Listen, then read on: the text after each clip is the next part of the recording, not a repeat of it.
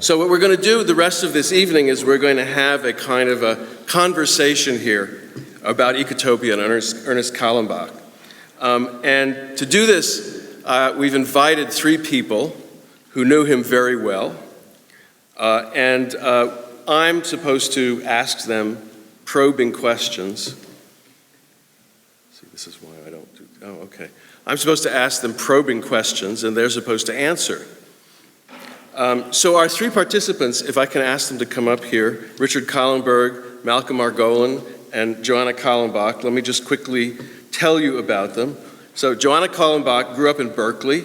She's been deeply involved in regional environmental protection, managing Stonebrae's gift of about 1,000 acres to the East Bay Regional Park District, community management of water savings, and many other things. She's Ernest Callenbach's daughter.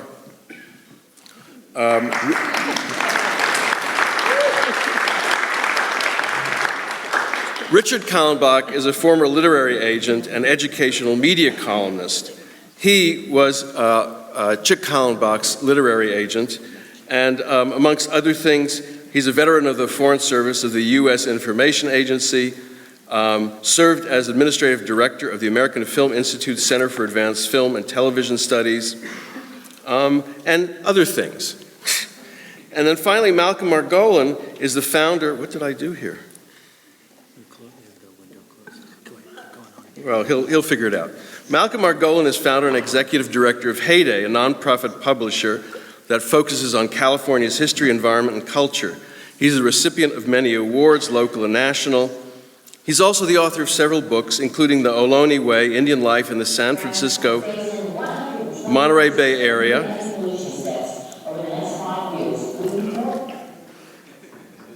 We'll get this eventually.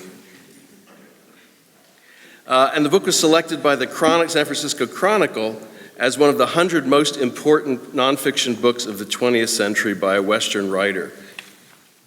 So I want to start here with a clip.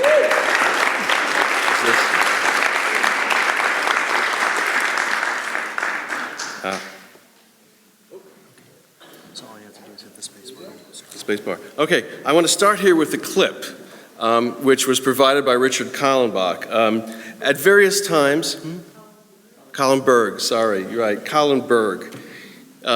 Thank you. At various times, environmental controversies and discussions emerged nationally and on the national media. And Richard was always there to help put Ernest Chick on the media in order to talk about these kinds of issues. And so what he's done is he's provided this clip from the, I'm not quite sure when it was from. Do you remember? No, not where it was from, when it was from. 1988, and he's asked that we show it, okay? The people in Southern California are breathing the worst air in the country, but there are new ambitious plans to clean up the smog in the sprawling Ford County, Los Angeles area. Last month, 2 regional authorities approved a program to phase in 123 strict new anti-pollution steps over the next 5 years, with more to come later. Everything from backyard barbecues to power plants will be affected. Among the changes, lower emissions for diesel vehicles, no more gasoline-powered lawnmowers, reduced emissions from paints and solvents, ban barbecue fuels that need starter fluid. Also, an increase in parking fees for cars that don't carry passengers. Raise registration fees for drivers with more than 1 car. Restrict the number of family cars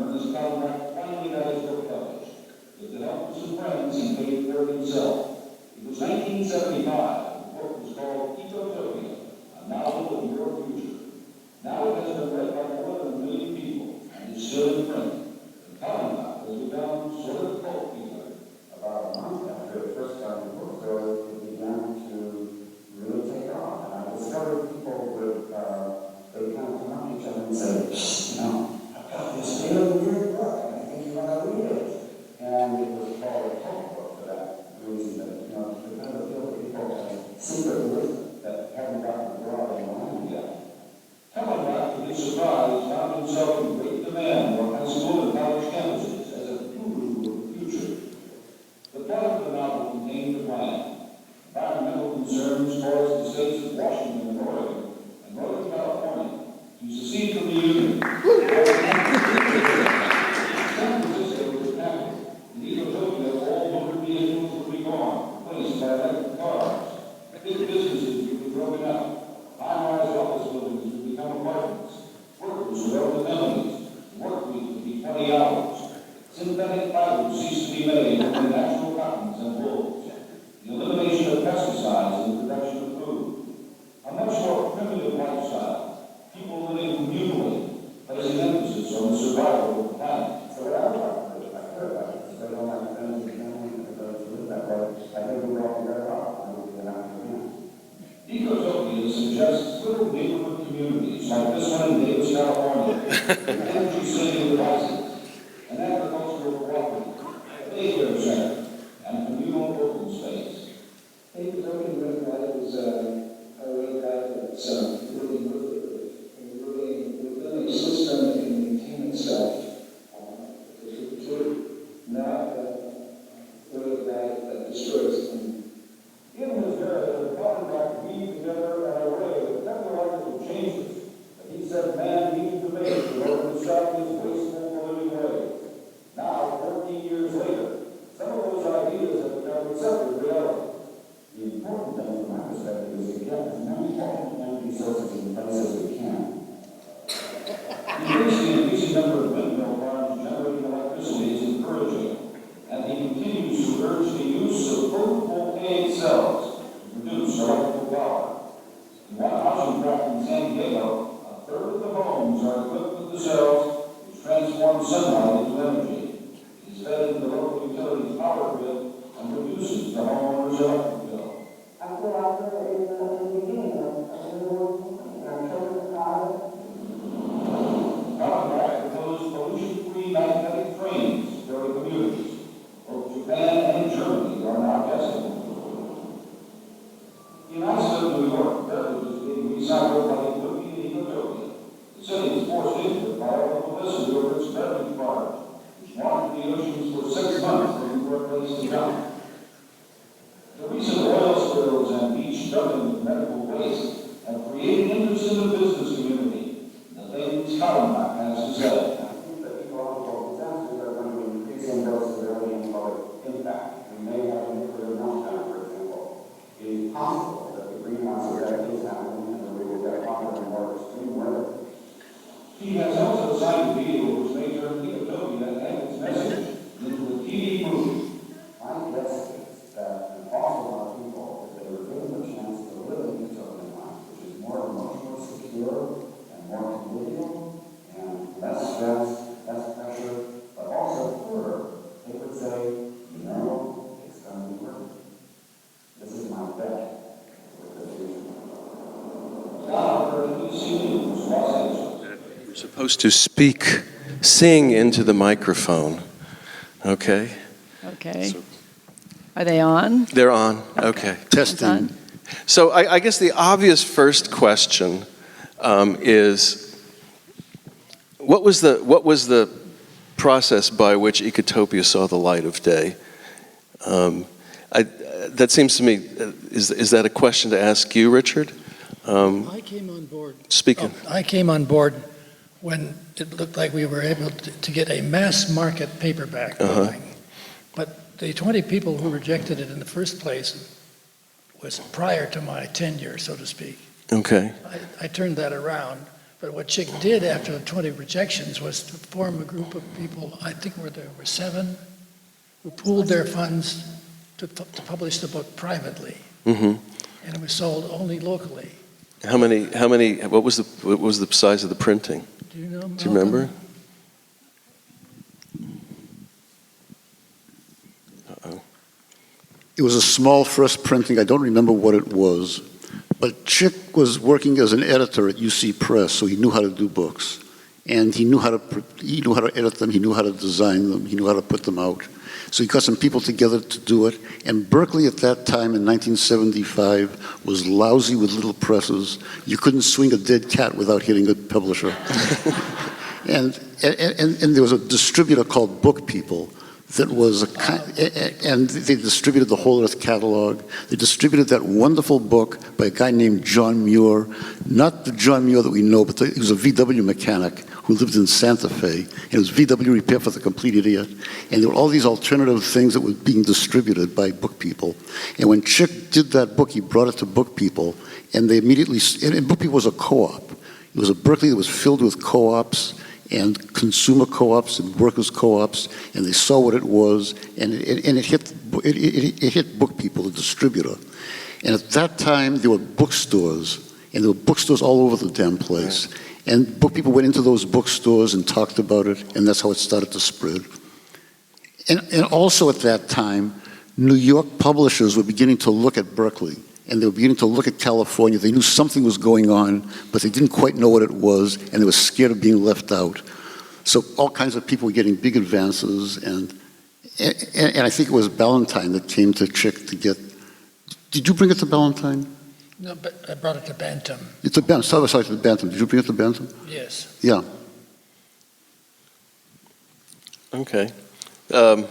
So another question that occurred to me was, for Joanna, was what was it like growing up in a household, being in a household where this book was taking off? Well, first of all, my dad started taking a little bit of time off from work to work on Ecotopia. And this was right around the time when I was getting ready to go off to college. Uh-huh. And so I was always wondering, what was he doing up there all that time? Working away, and I would hear sort of snippets of the story. Like, I had no idea. I didn't have any vision of what he was really up to at that time. So it was all very mysterious to me, and I don't think it was until much, much later I began to appreciate what he was really doing. Mm-hmm. So back then, it was just his project, and I guess the way I looked at it was he was always a guy who had projects. So usually there were things around the house of fixing things up or making something or doing something. Like he made this amazing stained glass window because he always wanted to do stained glass. So this was another much bigger project, but somewhat more mysterious to me at the time. I mean, did you think of it as I can't think of the word, as a kind of a hobby rather than a serious project, or? It was a mysterious hobby to me. I mean, some of the other things, because for many years he was into film criticism. That was a little bit more obvious because I'd come home and there would be, I distinctly remember one time we had our couch in the living room, and then we had a big screening thing set up on the wall, a projector set up on the wall, and he was showing Antonioni's Red Desert. And I remember walking by behind the couch a couple of times going, there is a very large face on that wall, and it hasn't moved. During the time I've walked back and forth several times, but I thought that was normal, and I thought watching movies with subtitles was completely normal, and it wasn't until I went away to college that I realized actually most people didn't sit around the house doing that. So. Do any of you know anything about his career as he was editor of what magazine was it? Quarterly. Film Quarterly. It was the leading serious movie magazine. It was published by the University Press for years. By UC? By UC. Uh-huh. He also edited their natural history series. It was those things he was editing that gave him ideas for the chapters in Ecotopia. Yeah. In what way? Well, he had access to scientific research that was just barely coming out, just very early manuscripts. And he saw a pattern, and he stitched them together. And rather than writing a book of nonfiction or editing a stack of papers that somebody else had written, he wove it together using the novel as the form. Mm-hmm. In other words, it's possible to someday, some scholar is going to go through Ecotopia chapter by chapter and find the underlying scientific documents that it's based on. Did he leave behind any kinds of archives? Or is this just... Okay, I'm looking for Christine in the audience here. One of the fun things we've been doing is trying to figure out what exactly he did leave behind. in terms of archival material, and he wrote a lot of his speeches down, such as the ones we saw in the clip here, which were basically recapping, the message from Ecotopia and, capturing it for different audiences as was appropriate. So he had a lot of projects actually. So there were some, there was another book he started to write but decided not to finish. There's even a screenplay, not of Ecotopia, but of something else. So yeah, there's quite a bit of archival material, which hasn't quite been all sorted through yet, and we're hopeful to find a good home for it at an appropriate institution, so. I wonder if we could take it here, Well, we should It might talk, be, we should talk about that, Seriously, or at yeah. least talk to the library about it. Well, I wanted to say something about his prescience, which was alarmingly, the book is becoming alarmingly true, as the lady said in this interview we just saw. These papers were discussing the technology which is now commonplace, Prius and various other things, and in Oslo, which is the capital of a major European country, they've decided to ban the use of automobiles. All of these things were coming up in these research papers that he was studying. And I think that it's an interesting project for some. Some of you, I think, are involved in helping, some of the faculty are involved in helping students study this book and write reactions to it. I'd like to see someone in the science department give the assignment to re-report what Chick has written. Oh, it's an interesting, provocative thought. Again, if there's anybody out there who wants to take this on, I encourage you to do it. How did you meet Chick, Malcolm? So I'd written this book, The Ohlone Way, about Indian life in the Bay Area, and I walked into Cody's bookstore once. Yeah, thank you. Okay, thanks. So I walked into Cody's bookstore once, and Denny Smithson, who had a show on KPFA, was there, and Chick walked in, and he said, "You two ought to meet one another." So I had put a kind of idealized world in the past. Chick had put a kind of idealized world in the future, and we met each other and just hit it off greatly. And we were great friends for many years. And when he sold the rights to that book to Bantam, then he retained the rights to publish his own edition. Yes. And because he didn't trust the major publishers to keep it in print. So he had his own edition under Banyan Tree. And then he ended up asking me to work with him on keeping that book, keeping that edition in print, which is what we've done. And Ecotopia emerging. And we published Ecotopia emerging, yeah. So I want to say, we talk about the technology of Ecotopia. For me, it's the people in Ecotopia. It's this sense of people were having fun in Ecotopia. Everybody was getting laid, they were smoking dope, they were playing all the time. This was the Ecotopia of somebody that loved people. This was the Ecotopia of somebody that loved pleasure. And there was a casualness to that Ecotopia. There was one guy that says something like, "We don't strive to be perfect, we strive to be okay." And there was something about this acceptance of human flaw that I think it made it a kind of utopia that I could live in. You didn't have to be perfect to live in this utopia. One of the things that I try to convey to my students is that utopian novels are not about the future or about someplace else. They're about the society in which they're written. That it's in some ways, I mean, it can be seen as a critique or as a kind of I don't know, an expansion of what's going on. And this is one of the reasons that I've assigned it to the Frosh entering college 8, not because I want them to imagine some kind of future in which these things come to pass, but because I want them to know something about California's past. I think that Kim Stanley Robinson hit it when he talked about it's coming out of the 70s. And that was Berkeley in the 60s, and that was Berkeley in the 70s.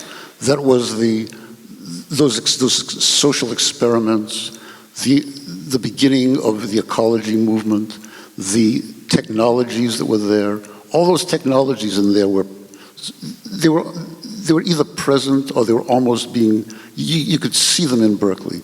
And you could see there was something in those, in the cooperatives, in the communes. There was something in the experiments of social living. There was something in the government of it all. There was something in the recycling was brand new and exciting. And it was all there in Berkeley. And what he had done was taken Berkeley and put it out in the future. At the same time, he grew up in a rural part of Pennsylvania. So there's a part of him that's small town. He was into fixing things. He was a very frugal man. He was very practical. I think that this was the whole catalog written in fiction. This was a combination of back to the land and high tech. Yeah. If I might just add, I think you really hit the nail on the head in the sense that he was looking at a lot of the things that were going on or starting to go around. And I remember sometimes he would be researching a particular aspect and he would really try hard to get an expert advice before he would put it into the book. So he was very careful about what he wanted to include in there. And I think actually, that his experience with film was probably helpful in the sense that he had a way of thinking about a vision and imagining how something could actually happen. And then it was his interest in science, which I think was also very tied in with his rural upbringing, where science could be grounded in kind of how to make a better something, that made it all sort of come together for him. I think it was sort of an interesting, a real life project for him. Yeah. But I remember I had sort of a funny insight into his rural upbringing one time when we went back to visit my grandfather, and he was showing us there was this big pond sort of out in the side next to the house, and there was a little gate around the pond, and it had a self-closing latch on it.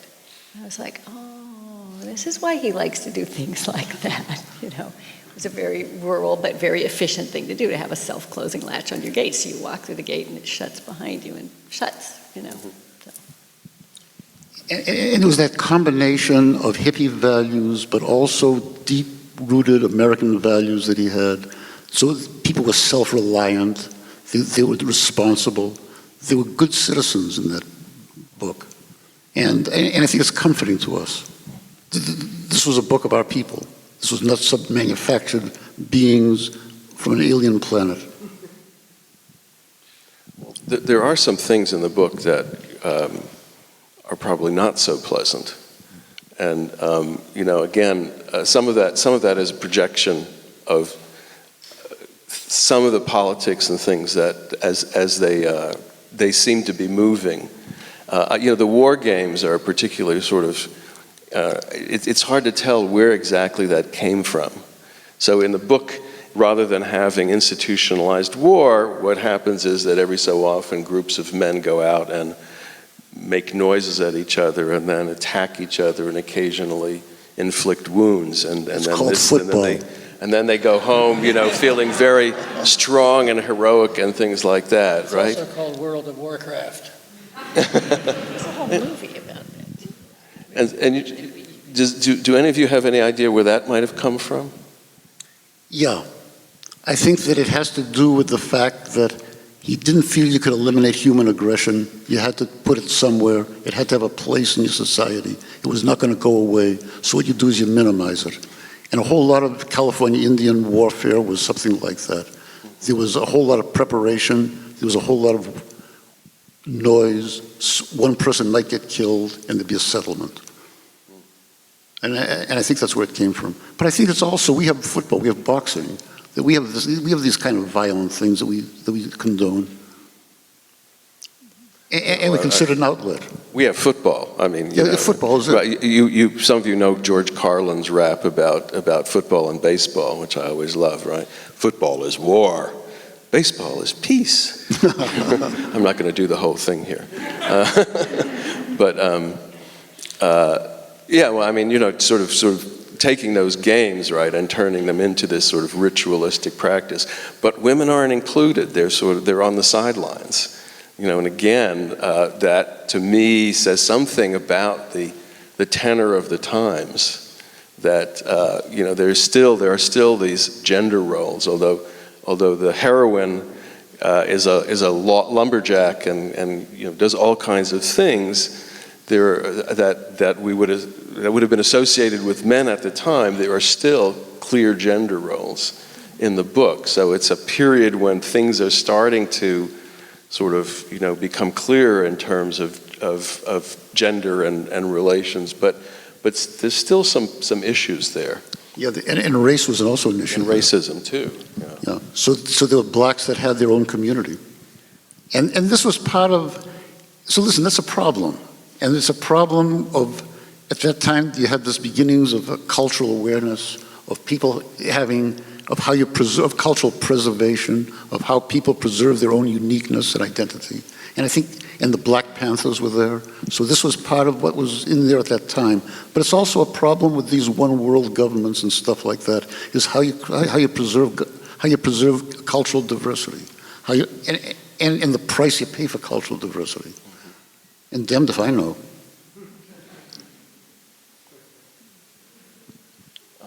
Yeah, go ahead. I was thinking about A little closer.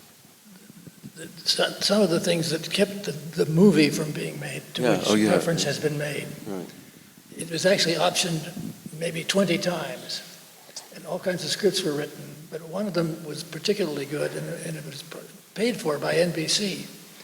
But eventually the text reached Mr. Big, who says, "We advertise automobiles on our network. This movie is against automobiles. We're not going to make this movie." But since then, I think it's time for, the LA Times reviewer referred to this delicious fantasy. And I was thinking about what kind of fantasies are going up on the screen these days, and I can't think of a delicious fantasy. Maybe it's time for a delicious fantasy. Anybody here have a parent in the movie business? Well, Stan made reference to the sort of dystopic tenor of the times, right? That it's much easier to write dystopic novels these days than utopian ones. That there's something about something in the air. Just parenthetically, some of you might have gone to see the latest iteration of Mad Max, which is a 2-hour car chase in the desert. And the paradox is that water is scarce and gasoline is plentiful. But I sort of think of it as a metaphor for Los Angeles, just basically guys driving around chasing each other for 2 hours on the freeways. But dystopia is really, popular. I mean, one of the reasons I wanted to do this conference was that it's easy to be dystopic. It's very difficult to think, in utopian terms. And I think it's time that we start to do that, that we start to try and do that. I mean, and not just imagine, but actually, as Stan pointed out, actually try to act on it. Yeah, Malcolm? Yeah, I agree with that. And I think that as a publisher, and I approached Chick also as a publisher. He was working for UC Press. Our job is not so much in the real world, it's in the human imagination. And this is where battles are won and lost, in the human imagination. And if we lose this sense of utopia, we've lost the whole goddamn thing. And whether it's right or whether it's wrong, that we're thinking about it, that we're talking about it, that we're working toward it, that's the important thing, rather than the details. When I use that phrase, re-reporting, apropos of what he's talking about, winning and losing utopia, there are places where it's happening. In each chapter, you would find examples. For instance, one example that I just heard about is the states of California, Oregon, Washington, and British Columbia, which is in Canada, have just agreed on a compact to adopt uniform clean air standards. And they're going to be in excess of what the central government in Ottawa and Washington want. But these three states, which are the states of Ecotopia, are in fact acting just like they were in the novel. Mm-hmm. There's a dynamic that is leading to the realization of many of his predictions. And they're buried in there. This one that I just told you about is only 2 weeks old. Mm-hmm. So get to work. Well, it's a reflection of what should we call it, the impotence of national government, the inability to really accomplish very much these days. I think a lot of what's happening, and I hope this doesn't lead to us to pocket utopias, but I think a lot of what is happening is really a reaction to the lack of action. Why are you against pocket utopias? Well, I sort of agree with Stan on this, that it's very easy to become enamored with oneself, to say that. Let's back up for a second, okay? Years ago, I became enamored with bioregionalism, and I did some work on it. And I went up to the Mattole River watershed where there was a nascent bioregional movement. And the people there said to me, well, the guys over in the next river valley hate us because they think we're against the ranches and against lumbering and all of that. And it occurs to me that, if you live in your own sort of local ecotopia and the people in the next town over don't like it, all you're doing is sort of reproducing the nation-state system writ small.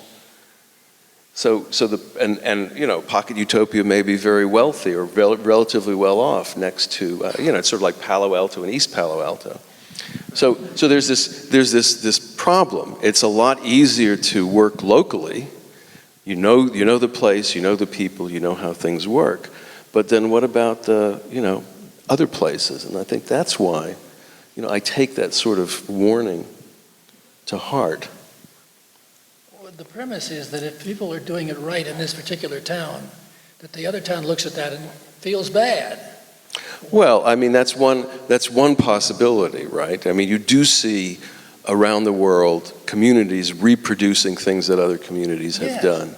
But by the same token, you also see places where communities don't like what other communities have done. Okay, so I mean, I think it's a valid concern, to be quite honest with you. Well, it is a valid concern, but I think that we should keep the debate going, you and I. Okay, well, we'll do that, yeah. Hey, so if we need a worldwide utopia, this is beyond my capacity. Again? If we need a worldwide utopia, this is beyond my capacity. I can't set this up. But what we can do, so when Chick before he died, he left on his computer an epistle to the Ecotopians. And in some ways it was full of despair. It was full of despair for what was happening. And what he said was, we're entering a dismal age. It's going to be a lot of trouble. But what we can do is take from this Ecotopian idea things for ourselves. And this is not utopia. This is more individual. But I think there's some wisdom in that one. I think as we work toward utopia, what we have to do is to deal with our own lives, with our families, with our friends, with our work. And this is what we have, and this is what we can do.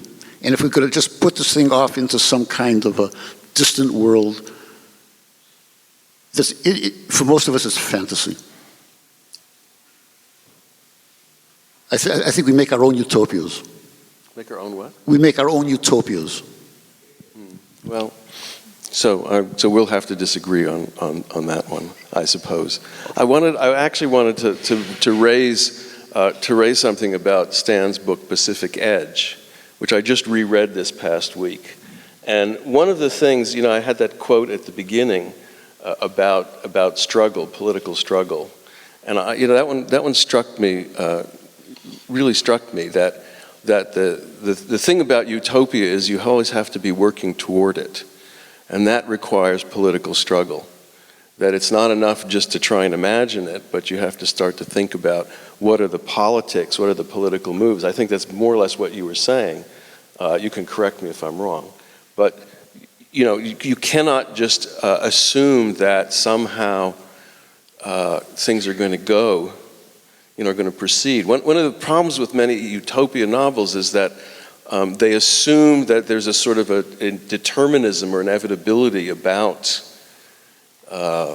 transformation.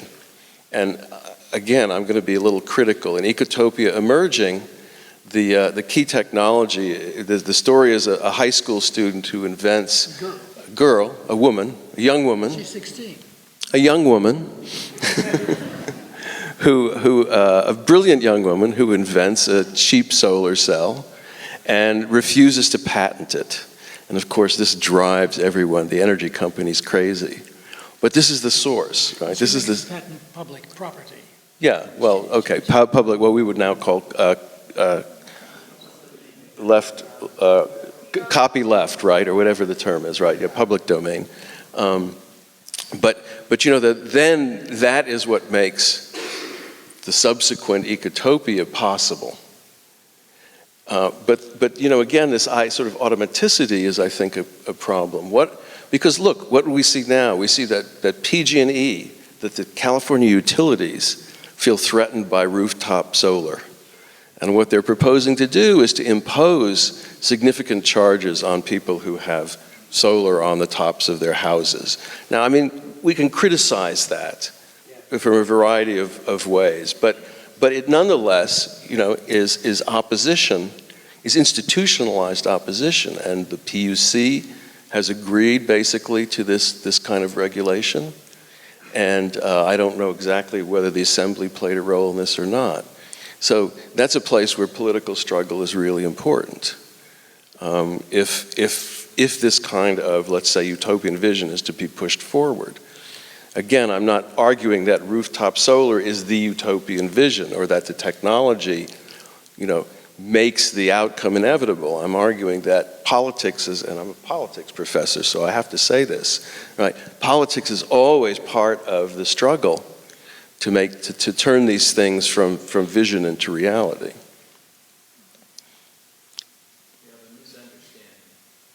Say again? I see a misunderstanding, not real communication. Well, it's always a possibility. Should we open the floor up to questions? Why don't you bring wherever the microphone is? So maybe you can. Well, you seem to think that the word political is so important for me to emphasize it. Can you bring the mic? Can you bring the microphone over? Oh, okay. I didn't hear the other speaker criticize politics. No, I wasn't implying that they were I was making an argument or a point. Okay. And maybe I shouldn't be doing that because, of course, it's supposed to be a conversation. But questions? Anybody want to? We were talking about the idea of pocket utopias, and I find that we find that smaller groups of people have a higher efficiency. Can you speak? Smaller amounts of people organized together have a higher efficiency when doing things than a larger amount of people.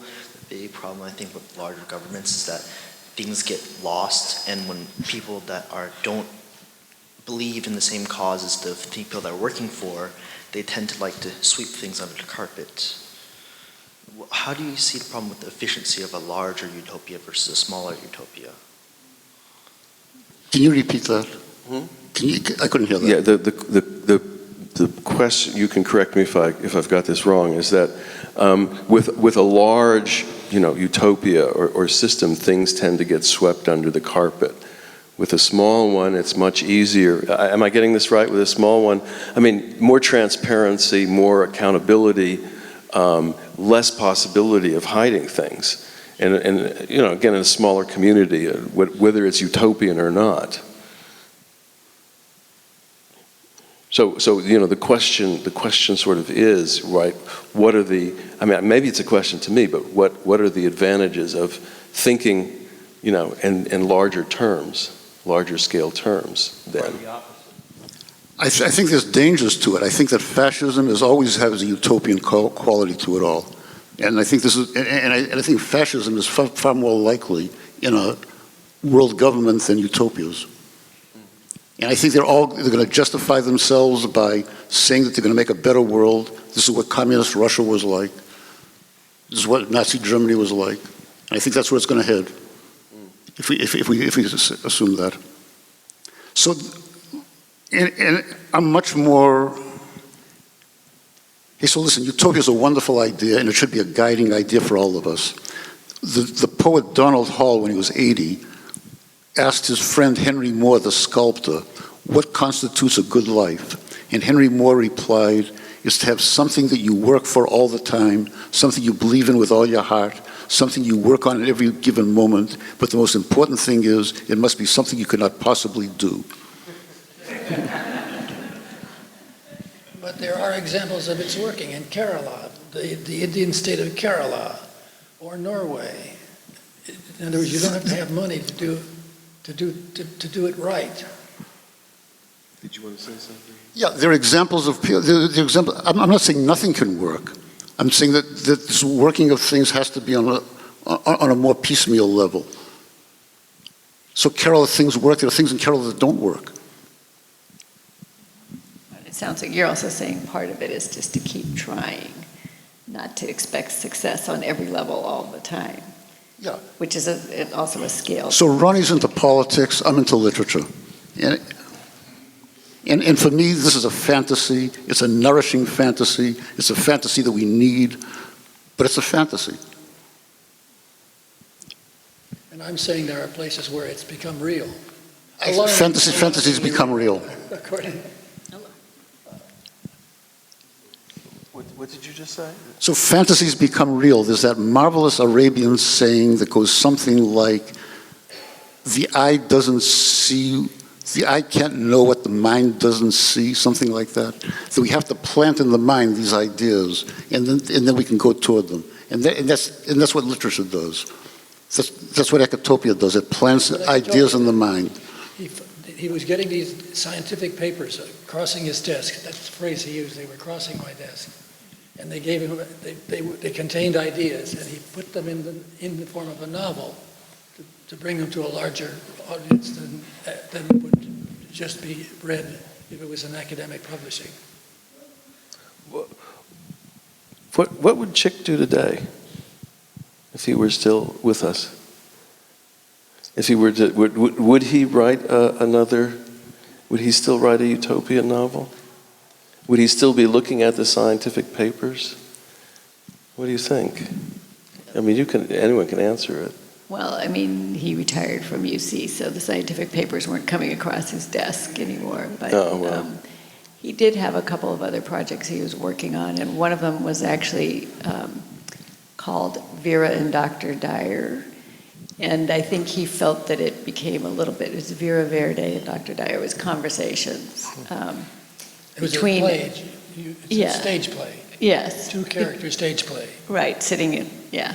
And Dr. Dyer was a sort of professorial character, and she was, the young student who was full of vim and vigor and get up and go. But he fooled around with it for quite a while and then eventually put it aside, feeling that it wasn't kind of going in a direction that he wanted it to go in, or one that would be interesting for other people. So I kept trying to encourage him to bring it back, and he would talk with my daughter sometimes about ideas he had and stuff, and it would have been, I think it could have been fun for him, but I also feel like he sort of, after a while it wasn't clicking and he just put it aside. So I don't know if he would go to write another thing or do something completely different, You guys have any ideas? It would be something to do with the media, which is not just cinema, but lecture tours and stage plays and video games. That's the way to reach the youth. An app. An Ecotopia app. Ursula. Yeah, if I could follow up on some of the themes that have already been mentioned. I think a part of the discomfort that a lot of us have with the idea of local or pocket utopias is that you can create local utopias by outsourcing your problems elsewhere. And that's what happens a lot. You can clean up your local air and your local water by outsourcing your most polluting industries somewhere where the laws are not like that. And it does seem to me that that isn't the problem that's really thought through carefully in Callenbach's novel, although I love it in other respects, but the fact that we find out at the beginning that, so California supplied a majority of the produce for the rest of the US, and so once it seceded, it suddenly had this vast overproduction of agriculture, and export is no longer, for whatever reason, a possibility. So they solved the problem by drastically curtailing their agricultural production. There is no sentence, so far as I remember, wasted on what that does to the US. So what does that mean for the rest of the world that surrounds this particular pocket utopia. And I was wondering how the panel sees the other big utopian text that came out the same year, Ursula K. Le Guin's The Dispossessed, which in some ways is the complementary text, because there you have a protagonist who travels from the utopia to the supposed non-utopia, whereas in Ecotopia it's of course the non-utopian journalist who travels to Utopia. So they're complementary texts, but I think that problem is more carefully thought through in Le Guin, in the sense that the Utopia on Anaris, which is in some ways, Ecotopia 100 years down the line, in some ways, with much greater, in a context of much greater ecological scarcity, it is true. But where you find that, well, the utopia isn't that utopian, and then the anti-utopia isn't quite as anti-utopian as we thought. And it also ends up on a note of continuing struggle, but I think that problem is more sharply seen in the other novel. But I was just kind of wondering how people saw the fact that these two texts came out simultaneously. They're both utopian texts. Le Guin's is subtitled An Ambiguous Utopia. How do you see them playing against each other or with each other?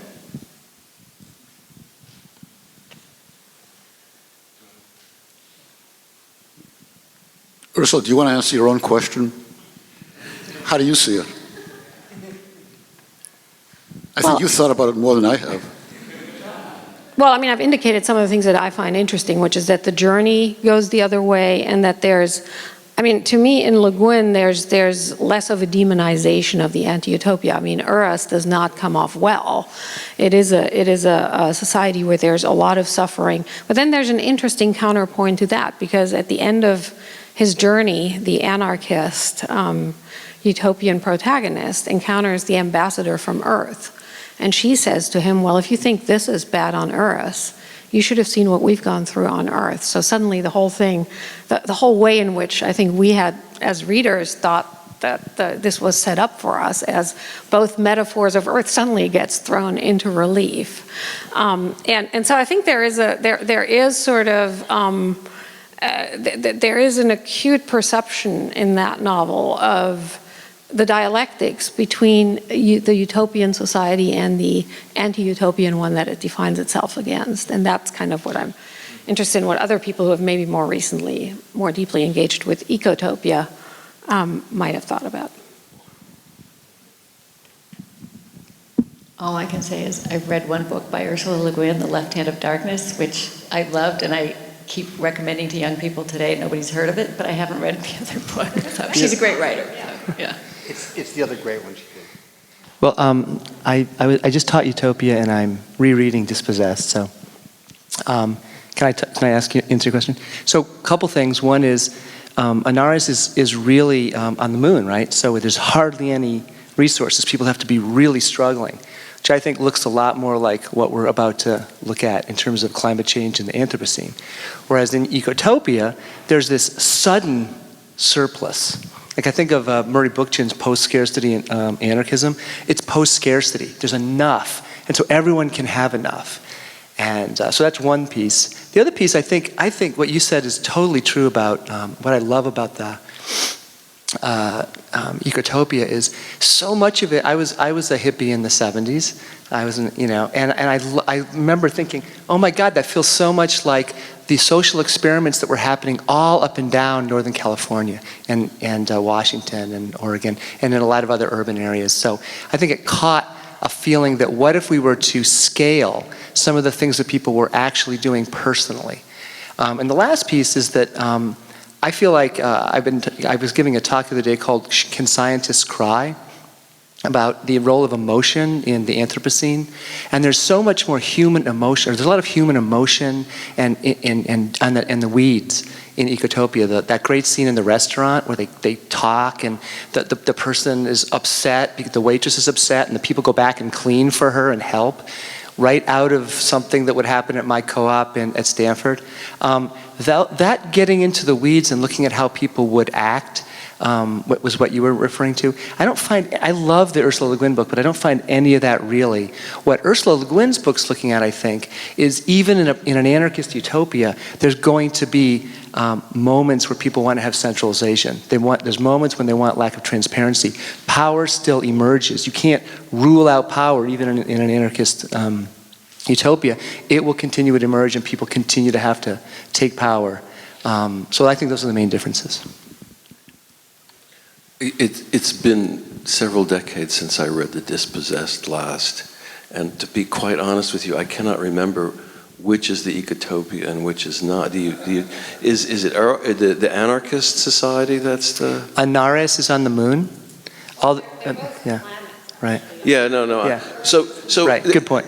You've actually highlighted an interesting point, which is that would a ecotopian or utopian society be one of plenty or one that's limited, right? And the Cuba argument in some ways, or the Cuban example is, how do you make a society when you don't have access to the most modern technologies, to a surplus of resources?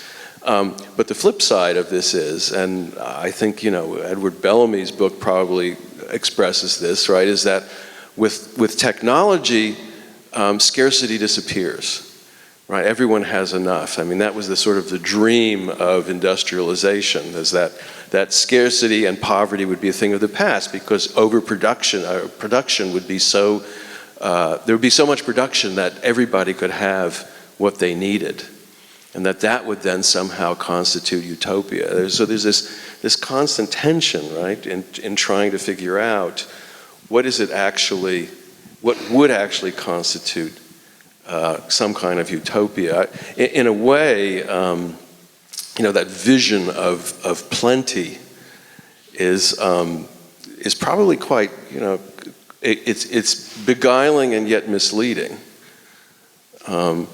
And one of the things that I always sort of ponder, and when I teach, is how, so the IPCC, right, has said we have to cut emissions by 80% by 2050, greenhouse gas emissions, in order to stabilize the climate at some particular level. Well, that's quite a major cut. How will we live, those of us who will still be alive? What will life be like? And of course, one answer is, well, we'll come up with all the technologies that are necessary, all the green technologies that will allow us to live at our current standard of living, right? But with much less environmental impact. It's that vision of plenty. I mean, the alternative is to say that, we're going to have to become happy without having stuff. I mean, that's another sort of thing that's out there, is that you can be happy and satisfied with your life and accomplish great things without having all kinds of stuff. That stuff that, represents consumption and waste. And it's not sort of obvious. They're both in a sense utopian visions, but it's not sort of obvious which one is actually the one to work for, to work toward. So I think that there was some sense that that people have the capacity for happiness without consumption. And in the early 70s, Ivan Illich was around in Berkeley. And Ivan Illich used to talk about a history of needs. And he would talk about when did this idea that we need things come into being? That we're fighting for scarce resources.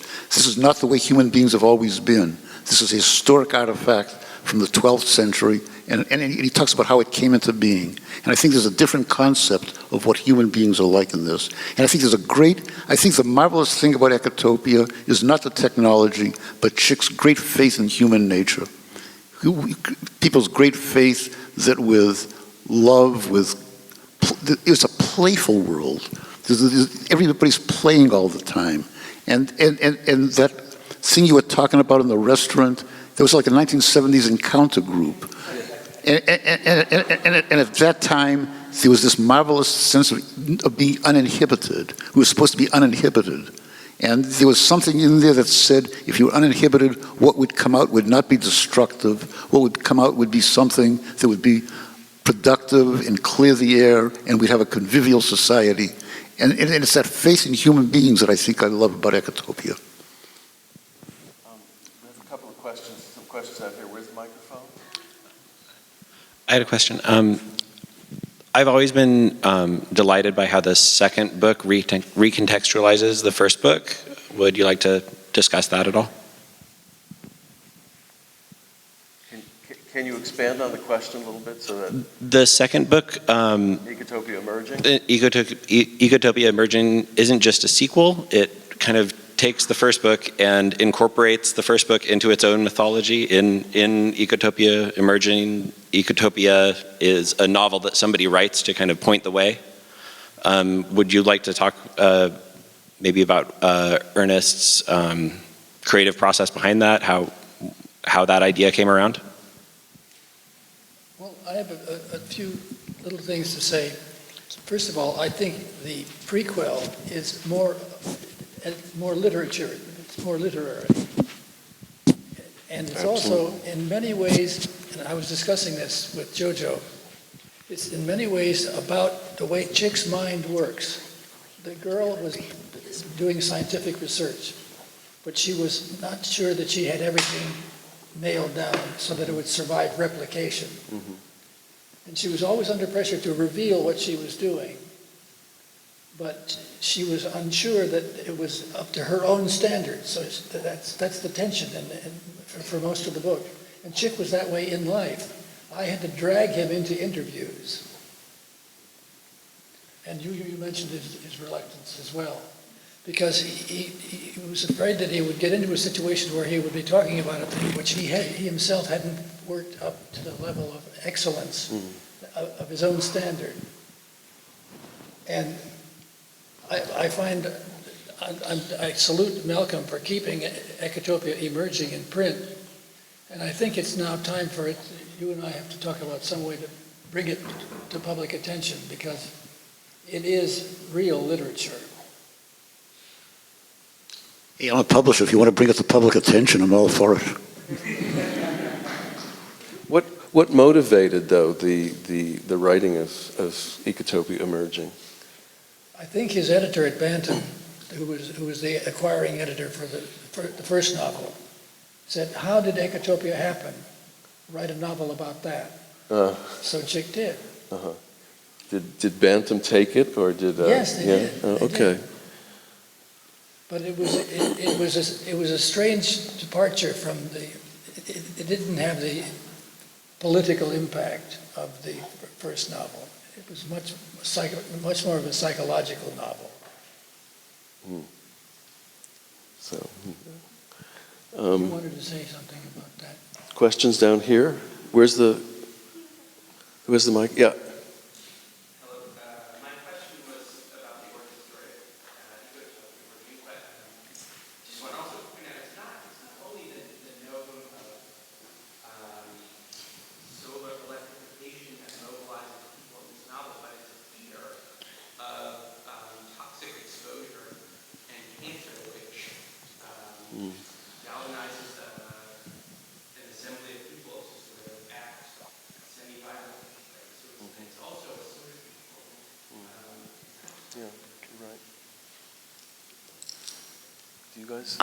Yeah.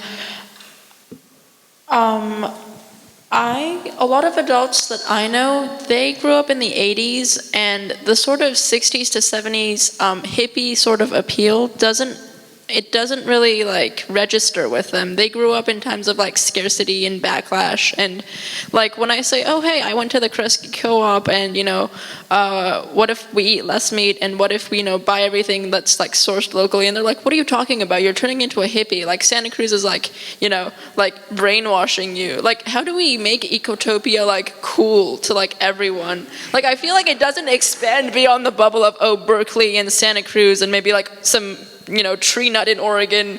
And it's like, yeah, that's what people think of it. They think of, it's that, like really hippie minority, when in fact, I think that it's a more sustainable lifestyle that just, people just look down on. I've had people like straight up look down on the fact that we, don't use paper towels in the dorms. I've had people like straight up tell us, you're crazy, like, I just wish that you would stop that. And I'm like, but why? Like, it's helping out. And they're like, no, it's not helping out. You're just being, hippies. Like, how do we make it, appealing to everyone? I don't know. Do you know? Well, in a way, we do live in a bubble, don't we? I mean, that's part of it. But well, I'm not going to get into that. I think the one thing I wanted to say was that people fear loss. I mean, this is the result of studies of psychological studies. People fear loss much more than they desire gain, and we're in a period right now where there is this kind of pervasive sense that things are going to get worse. But the story, pardon me if any of you have heard me say this before, I teach international politics, and it's always a very depressing class. By the time the quarter is over, I sort of feel like the students want to go out and kill themselves. And I think it's important to say, well, look, there are these possibilities. And so, okay, other people may say, we're silly, we're hippies and all of those kinds of things, but I think it's still important to have those possibilities in hand, to be able to point to those things. But how do we make it mainstream? Like, we have entire cultures that are dependent on this sort of mass consumerism, not just the American culture. Like, think of the Japanese, modern Tokyo or modern Taiwan even. They're totally built on consumerism, and to them, this sort of green sustainableness isn't cool. We need to make it a cool, but look, there's this other problem, which is Herman Daly wrote about the steady state economy 40 years ago, and the problem has always been how do you get from here to there? Of course, how do you argue? How do you make compelling the argument that a steady state economy or something like that is more desirable than one that's driven by constant growth and growth in consumption? It's a hard one to make, and as I think someone pointed out, that would be really, really disruptive to all kinds of things that we have become accustomed to, and in a way, that's one of the challenges: is how do you accomplish transitions without the kind of crisis that seems to be necessary to change things? I don't have a great answer for you. I'm sorry. I don't know if you do. Yeah, I think I have a part of an answer for you. Good. I'm glad someone does. Quoting two things that Chick liked to say. First of all, he always said everything is connected to everything else. And he also always said, nature always bats last. And what I'm saying is that you have to be extremely patient, because attitudes such as a bias, an 80s generation bias against 60s or 70s hippies is only part of the picture. But for example, 35 years ago, I was diagnosed with cancer, and the doctors at that time had no idea that it could possibly be linked to nutrition in any possible way. And the environment. And the environment. And today, of course, it's not only public knowledge, but it's what the doctor advises first: change your diet, avoid pollution, and so on. That took what? They have a number now. Well, it took 60%. decades. It took many decades. I consider that to be like a personal victory, because I had to buck oncology and all kinds of things in order to live the way I believed was going to work for me. You can find many examples of this. And sure, you're going to have to fight for those, elimination of paper towels and stuff like that. It's hard, but I can assure you, from where I'm sitting, looking at where you're sitting in your life, that you'll see constantly small but constant victories.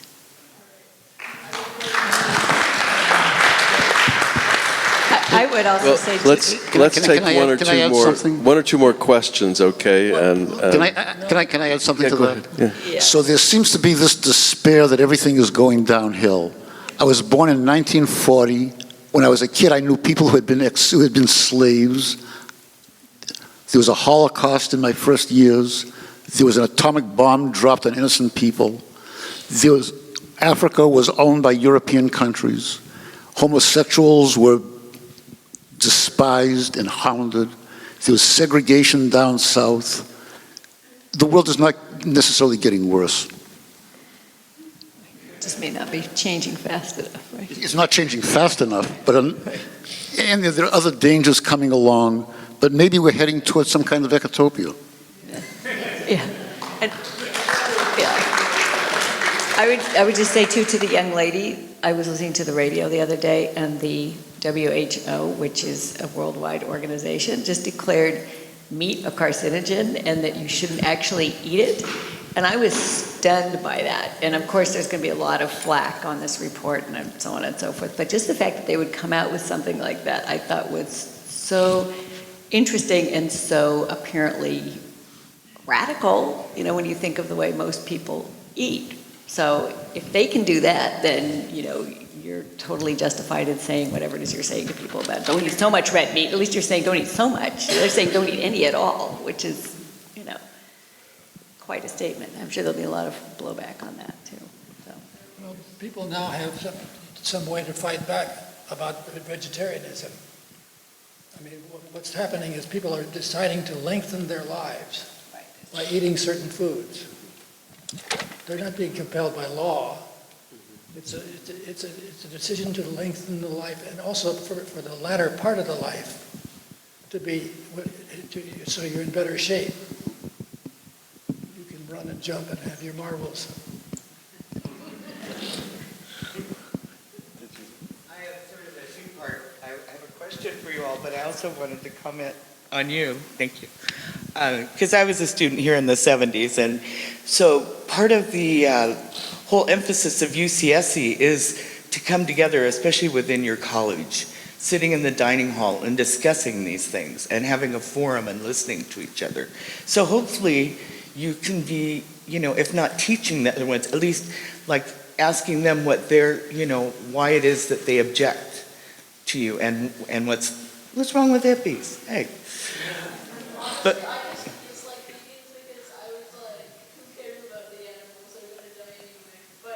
then I had this friend who was like, I'm not vegan because I care about the animals. I'm vegan because I care about the planet. Because a lot of like our emissions is caused by overproduction in agriculture. And I was like, that's a great reason. That's a great reason. Like, I don't care about the animals, but who doesn't care about the planet, right? Because we're living things. And so now I guess I don't make vegans as much. So that correlates with my question for you all, because I wondered if you all hold out hope that at least evolution of consciousness from generation to generation will come to the ultimate obvious conclusion that this planet can't continue to be raped and misused and abused, that, you know, Mother Earth really is our mother. And does it take a revolution in education? Or how can we systemically turn the tide of greed and maybe change the definition of capitalism to social and planetary capital? That's what's primarily important, as opposed to profit.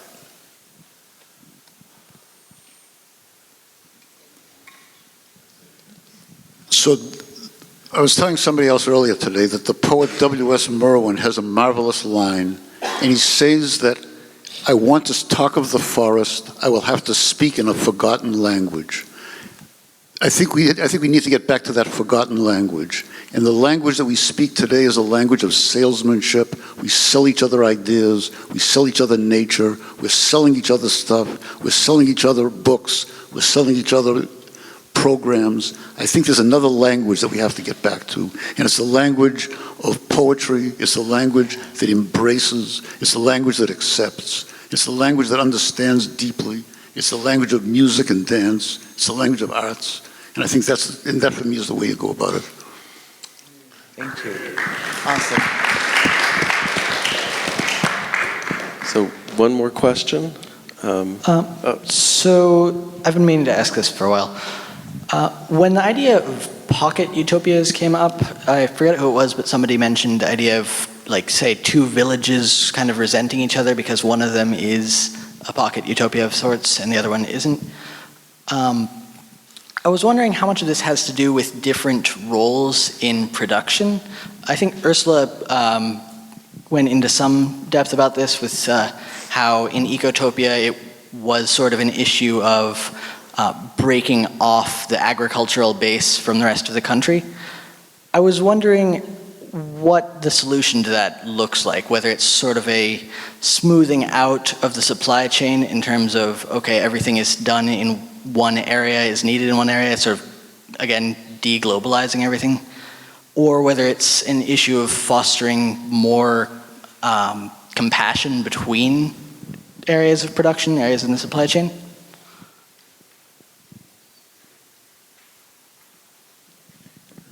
Well, does this mean it's left to me to respond to this? Look, as you're talking about this, I'm thinking about, you might say, the supply disruption that's resulting from the California drought.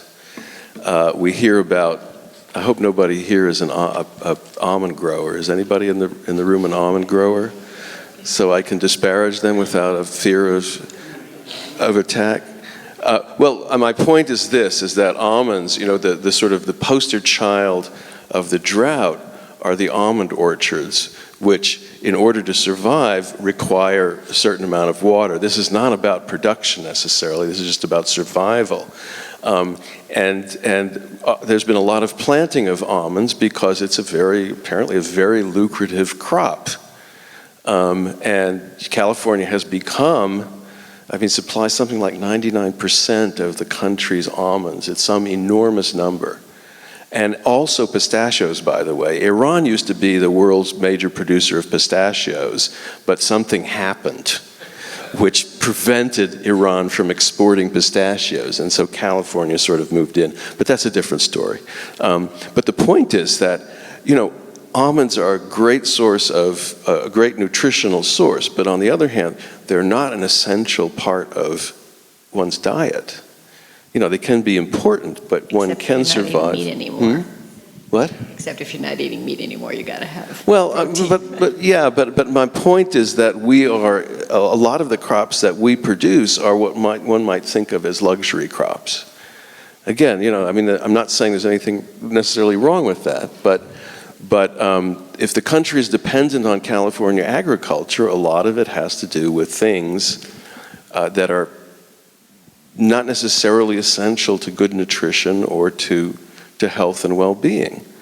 And so one can sort of see how, I think, even looking at the drought, how the sort of changes in the supply system might play out. And what would happen, if instead of providing subsidized water, as we have been doing, so making it possible to grow these high-value crops, we started to think in California about other ways of using that water.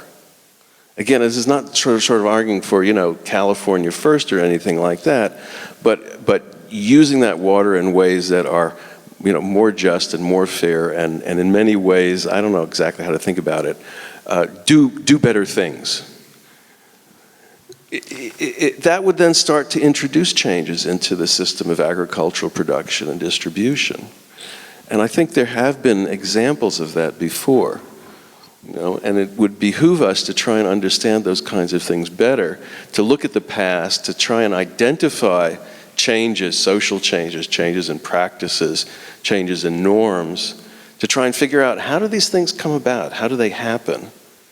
You know, and then it's not just politics, but it's also working in ways that will affect the, you know, the kinds of things that we do, the way that we do things.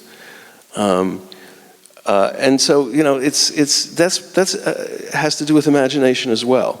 I mean, it's not just a matter of imagining alternative worlds, it's also trying to imagine how the systems that we have now might change in way, and how those changes might take effect, or what effects they might have. I'm being sort of inarticulate here, but I think that's how I would respond to that question. Did you want to come back one last time? Sure, it's just sort of a follow-up. I definitely agree that a lot of it does come down to, you know, production of luxuries, things like mass growing of almonds is a problem the way we're doing it now, but I guess I wasn't very clear. I kind of mean more in the sense of things that are more geographic differences being chalked up to cultural differences. Like, it's very easy for, say, San Jose to say, oh, we're eco-friendly because we deal in software. But what would an Ecotopia in Detroit look like, for instance? I'm sorry, what was the last part of it? What would an Ecotopia in Detroit look like, for instance? Somewhere that's more manufacturing, heavy industry, et cetera. It's an interesting question, and if you know, again, I'm not going to posit this as an ecotopia, but one of the things that's happening in Detroit is that urban agriculture is blossoming. Why is that?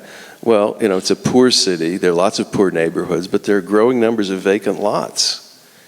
There's lots of sort of open land, open space in Detroit, and so, you know, it's not going to look like, you know, an ecotopian city in Ecotopia, but there are possibilities there. Again, I don't want to overstate them, but I think... This is what I mean by re-reporting.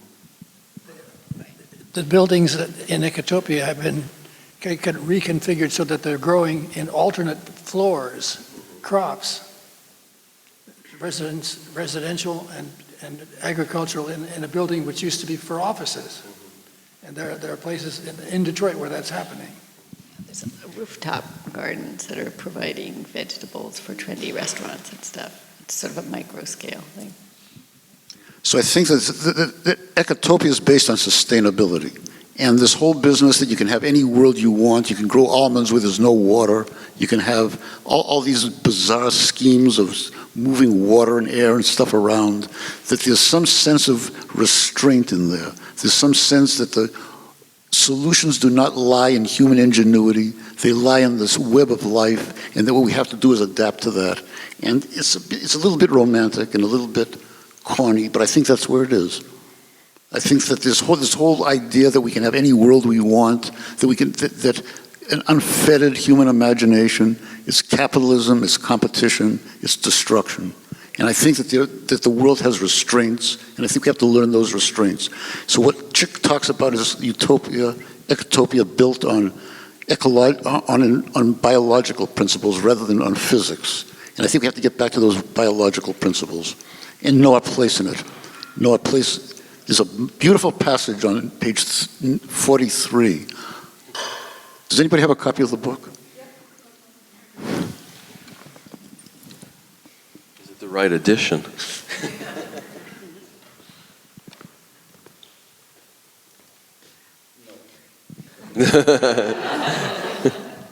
That's what I was afraid of. It's on page 44.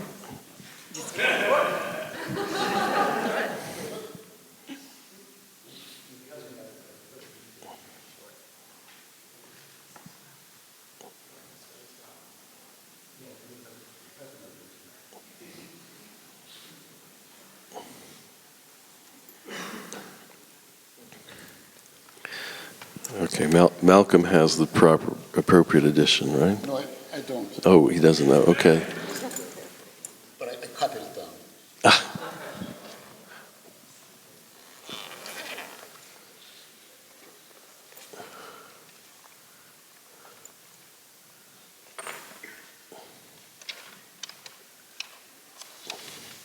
Be Be sure you use the microphone.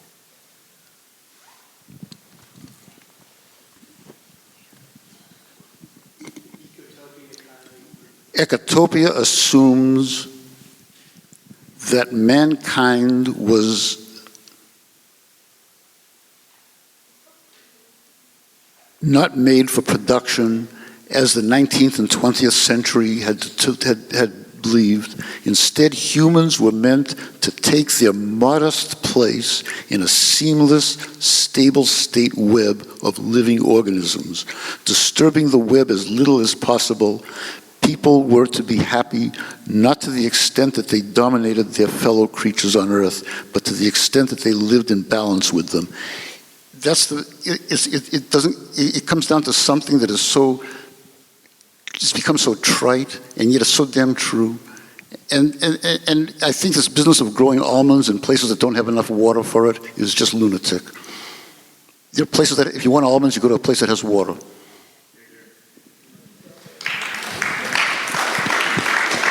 Well, I want to thank you, the three of you, for agreeing to do this and for participating in the panel. I want to thank you in the audience for staying for this. And I have one last admonition, which is save your program and bring it back with you tomorrow, okay? Saves paper, and I'm not sure how many we printed. Okay. Thank you for coming, and we'll see you tomorrow.